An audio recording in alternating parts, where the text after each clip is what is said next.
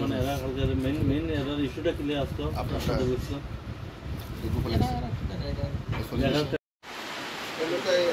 খাওয়া দাওয়া করতে পারবি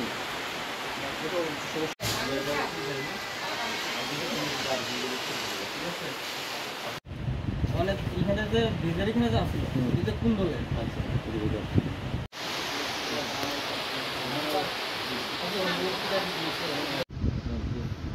পরে দিয়ে পুলিশ আমার কাছে এখানে ফটো নিয়ে নেবো যখন কিছু আছে একটু অন্যরকম লাগে আচ্ছা বলতে গেলে বলছে আছে ঠিক আছে অন্যরকম লাগে বলে তো তখন শুনে বলে শুনবো আমার বাবা 2000 এ সাবমিশন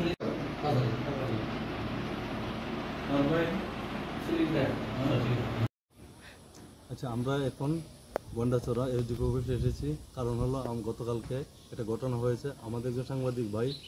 সুব্রত দাস তার গতকালকে কিছু দুষ্কৃতিকারীরা তার উপরে আঘাত করে এবং তার মোবাইল ছিনিয়ে নেয় এই কারণে আজকে আমরা ত্রিপুরা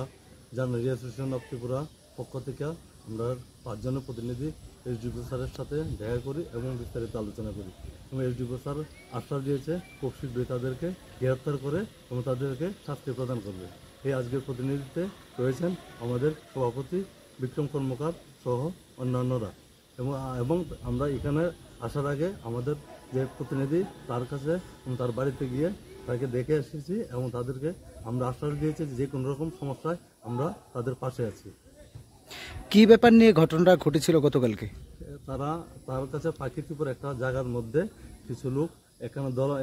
জড়ো হয়েছিল এবং তাদের মধ্যে একটা সমস্যার সৃষ্টি হয়েছিল ওইখানে নিউজ কভার করতে গিয়ে এই প্রবলেমটা হয়েছে এবং তার উপরে তারা আঘাত করেছে কিছু লোক মিলে তাদের উপরে আঘাত করেছে।